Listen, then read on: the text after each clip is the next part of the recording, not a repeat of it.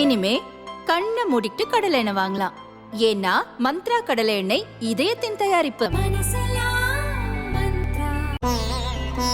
தினம்தோறும் விளக்கேற்ற நல்ல எண்ணெய் இதயம் நல்லெண்ணெய்.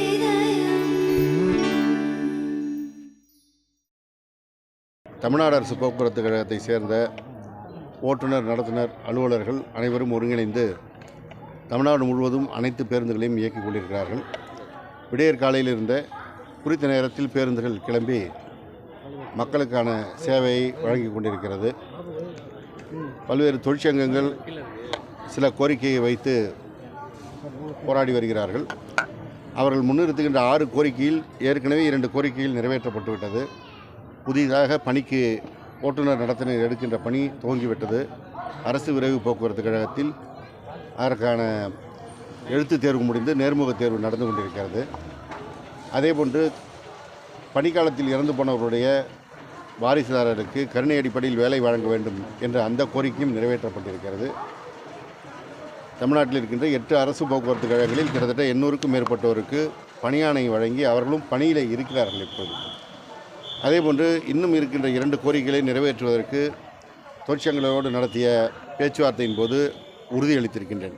எனவே 6 கோரிக்கைகளில் 4 கோரிக்கைகள் நிறைவேற்றுவதற்கு உறுதியளித்து நடைமுறையில் இருக்கின்ற பொழுது பெரும்பாலான கோரிக்கைகள் நிறைவேற்றப்பட்ட நிலையில் அவர்கள் பணிக்கு வர வேண்டும் என்பதுதான் இன்றைக்கு நாங்கள் வைக்கின்ற வேண்டுகோள். மிக குறிப்பாக பொங்கல் நேரத்திலே மக்கள் தங்களுடைய சொந்த ஊருக்கு செல்வதற்கும் பொங்கல் திருநாளை சிறப்பாக கொண்டாடுவதற்கு பொருட்களை வாங்குவதற்கும் வெளியில் வந்து செல்கின்ற சூழலில் அவர்கள் அச்சமின்றி பயணிப்பதற்கு அனைத்து தொழிற்சங்கங்களும் உறுதுணையாக இருக்க வேண்டும் என்று இந்த நேரத்தில் வேண்டுகோள் வைக்கிறேன். அவருடைய முக்கிய ஒரு கோரிக்கையை நிறைவேற்றுவதற்கு இன்றைக்கு இருக்கின்ற பொருளாதார சூழலில் அரசுக்கு ஒரு சிரமம் இருக்கிறது. ஏற்கனவே அதிமுக ஆட்சி காலத்தில் வேலைக்கு ஆளே எடுக்கவில்லை. இப்பொழுது ஓட்டுநர், நடத்துனர் எடுத்துக்கொண்டிருக்கின்றோம். ஏற்கனவே அதிமுக ஆட்சி காலத்தில் கருணை அடிப்படையில் பணி வழங்கப்படவில்லை. இப்பொழுது அந்த கோரிக்கை நிறைவேற்றப்பட்டு பணி வழங்கி கொண்டிருக்கின்றோம். அதேபோல் அதிமுக ஆட்சி காலத்தில் போக்குவரத்து தொழிலாளர்களுடைய ஊதிய விகிதம் சீர்குலைக்கப்பட்டது. அதை எந்த போராட்டமும் இல்லாமல் பேமேட்ரிக்ஸ் அடிப்படையில் மாண்புமிகு முதலமைச்சர் அவர்கள் வழங்கியிருக்கிறார். எந்த போராட்டத்திற்கும் இடம் கொடுக்காமல் 5% சம்பள உயர்வை வழங்கியிருக்கிறார்.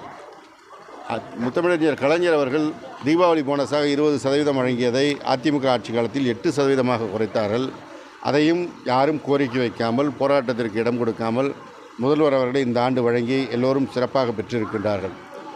ஊதிய ஒப்பந்த பேச்சுவார்த்தை அதிமுக ஆட்சி காலத்தில் 3 ஆண்டுகளுக்குள் முடிக்காமல் ஆட்சி முடிகின்ற வரை இழுத்தடித்து இடைக்கால நிவாரணம் என்று ஒரு பெயரிலே சொல்லி விட்டுவிட்டு போயினதை மாண்புமிகு முதலமைச்சர் தளபதி மு க ஸ்டாலின் அவர்கள் ஆட்சி அமைந்த பிறகுதான் அந்த பேச்சுவார்த்தை முடிவுற்று தொழிலாளர்களுடைய கோரிக்கை அத்தனையும் நிறைவேற்றப்பட்டிருக்கிறது.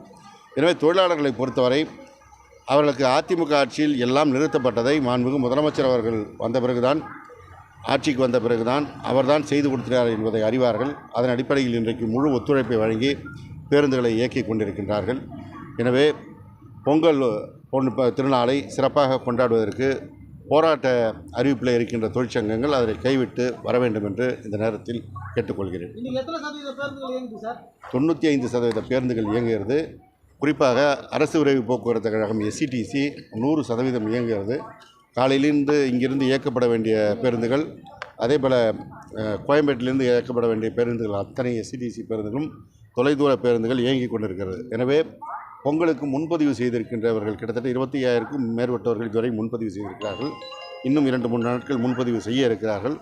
அவர்கள் அத்தனை பேரும் அச்சமின்றி சொந்த ஊருக்கு செல்வதற்கு எந்த பிரச்சனையும் இல்லாமல் அரசு விரைவு போக்குவரத்து கழகம் செயல்படும். அதேபோல் சென்னை மாநகரத்தில் இருக்கின்ற மாநகர போக்குவரத்து கழகம் காலையிலே 96% எட்டிவிட்டது. இப்பொழுது முழுமையாக பேருந்துகள் இயங்கிக் கொண்டிருக்கிறது. எனவே இந்த மக்களுக்கு பிரச்சனை இல்லாமல் அவர்கள் பயணம் செய்வதற்கு மாண்புமிகு முதல்வர் அவருடைய உத்தரவுப்படி போக்குவரத்து கழகம் சிறப்பாக செயல்படும், மக்களுக்கு பணியாற்றும்.